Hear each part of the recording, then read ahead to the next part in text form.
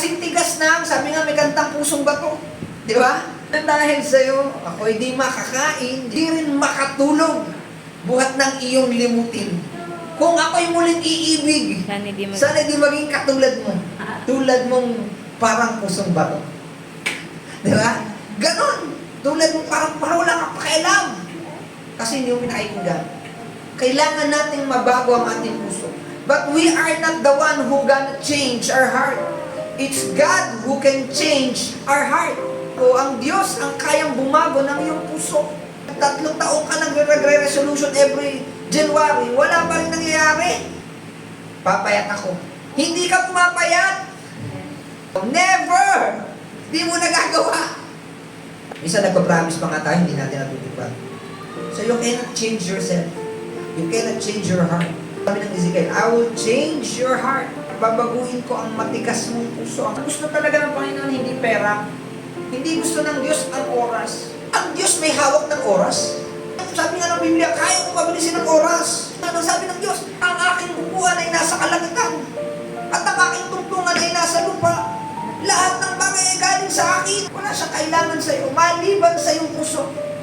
Hindi niya kailangan talaga totally ang oras mo. Hindi niya kailangan ng pera mo. Hindi niya kailangan ng panahon mo. Pero kapag hawak ng Diyos ang puso mo, yung mga bagay na yon, ihahandog mo sa Diyos. Kaya gusto ng Diyos ang puso. Simple lang po. Kung nasaan ang puso mo, nandun ka. Yung oras mo, yung finance mo, yung pera mo, yung lakas ng loob mo, yung kasipagan mo, nandoon lahat. Nandoon lahat kasi nandoon yung puso mo. God wants your heart. He knows to have your heart is to have you. Alam niya na kapag hawak niya ang puso mo, hawak ka niya. Minsan kasi iba binibigay ang finance nila, pero yung oras nila, di nila kaya bibigay. Pero kapag hawak ng Diyos ang puso mo, lahat ng kabuuan ng buhay mo, hawak ng Panginoon. Sabi ng Kawikaan, sabi niya, bantayan mo ang iyong puso dahil lahat ng mga bagay na umiikot sa iyong buhay, galing sa puso. Pag mahal na mahal mo, di ba, Nay? Love na love mo, di ba? Na-absent ako sa office. Why? Kasi dahil sa puso. Anong kailangan mo? Kailangan mo ng pera? Lilibre kita kahit mahal. Why? Puso pinag-uusapan. And everything flows from it. Lahat ng bagay na gagawin mo, dadaloy dyan. Everything na ginagawa mo sa Diyos, naglilinis ka man, naglilingkod ka man sa Panginoong Diyos, nakikinig ka man kay pastor, gamitin mo puso. Kasi mahal ko ginagawa mo. Dumadaloy galing doon lahat ng ginagawa mo. Kaya gustong-gusto ng Diyos yan. Heart leads your life. At mas madalas, nililid ng puso ang ating buhay. Aminin mo man o hindi, mas madalas sinusunod mo ang puso mo kaysa sa iyong isipan. Huwag mong gagawin yan, mapapahama ka, ginawa mo pa rin. Kasi, puso ang ginamit. Kahit na may nagsasabi na sa'yo na hindi tama yun, huwag mong gagawin yan. Dami nag-advise sa'yo. Why? Kasi puso. At nangunguna madalas ang puso kaysa sa iyong isipan. Matthew chapter 6 verse 21. For where the treasure is, there your heart will be also. Sabi ko po kanina sa inyo, ang Diyos, nais ng Diyos ang ating puso. Diyan dumadaloy ang lahat ng ating ginagawa. At kung nasaan ang puso mo, nandoon ka. Ngayon naman, kaya nais ng Diyos ang ating puso. Kasi kung nasaan ang kayamanan mo, nandoon din yan.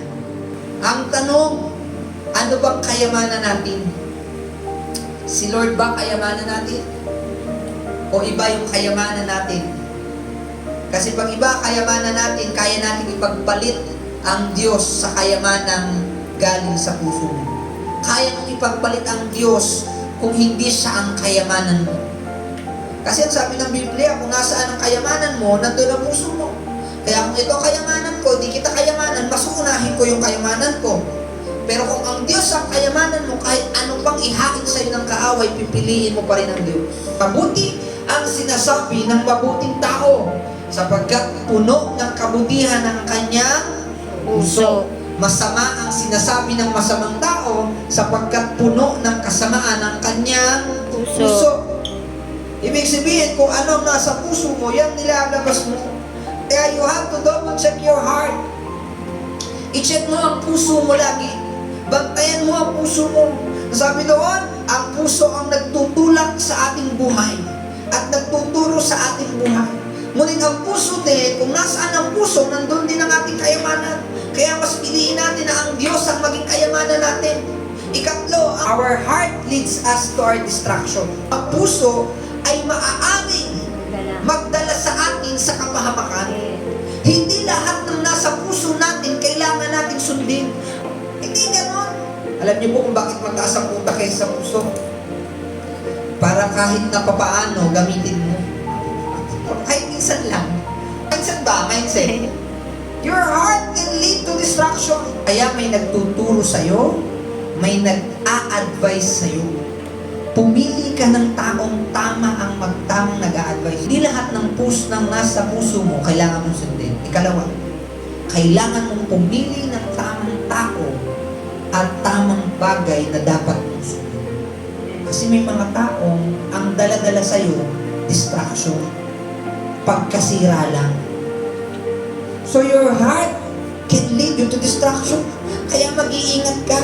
Sabi ng Jeremiah, ang puso ang pinakamadaya sa lahat at walang gamot dito.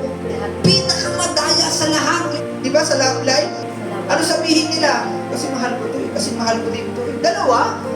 Sumunod ako kasi mahal ko eh. Yan pala, ikakapahama ko. Kaya kailangan natin mag-ingat. Kaya ayaw ng Diyos na ibigay sa iyo yung puso mo.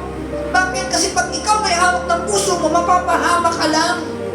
Kaya ang sabi ng Diyos, babaguhin ko ang puso mo. Gagawin kong mula sa matigas na puso, gagawin kong asunurin.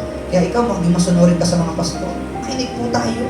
Ibibigay ng Diyos ang plano niya kung nasa Kanya ang iyong puso. Hayaan natin na ang Diyos ang humawak ng puso natin. Yun yung nais ng Diyos. Huwag mong patigasin ang puso mo. Huwag mong patigasin ang puso mo pag narinig mo ang salita ng Panginoon. Ibig sabihin, kailangan pakinggan mo ito. God wants our heart. But, it's up to you. Nasa sa atin. Gusto natin maging matagumpay. Gusto natin ipakita ang pag-ibig natin sa Diyos. Gusto natin makita ang buhay natin nasa Panginoon. Ibigay mo ang buhay mo.